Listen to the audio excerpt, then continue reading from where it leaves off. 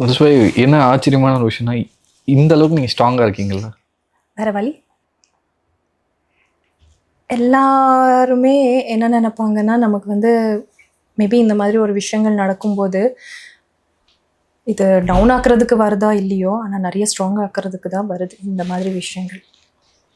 ஐயோ இப்படி ஆயிடுச்சு அப்படின்னு உட்காந்தா அடுத்த நாள் எனக்கு சோறு யாருமே போட மாட்டாங்க கண்ணா. That's what I always say. இன்னைக்கு வந்து என்ன நம்பி ஒரு ஃபேமிலி இருக்குது. I mean to say like my பேரண்ட்ஸாக இருக்கட்டும், இல்லை நான் படிக்க வைக்கிறேன் அப்படின்னு சொல்லி இருக்கிற ஒரு சில பேர்களாக இருக்கட்டும், எல்லாருக்கும் நான் வேர்ட் கொடுத்துருப்பேன். நான் பார்த்துக்கிறேன், நான் படிக்க வைக்கிறேன், நான் ஃபீஸ் கட்டுறேன் அப்படின்னு சொல்லியிருக்கேன். நான் உட்காந்துட்டேன்னா எனக்கு என்ன வேலை வரும்? நான் வேலை பார்த்தா தானே அவங்களுக்கு நான் ஏதாவது ஒன்று பண்ண முடியும்.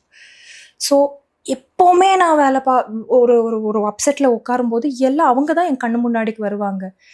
நான் சோர்ந்துட்டா என் பின்னாடி இருக்கிறவங்க சோர்ந்துருவாங்க. No you cannot.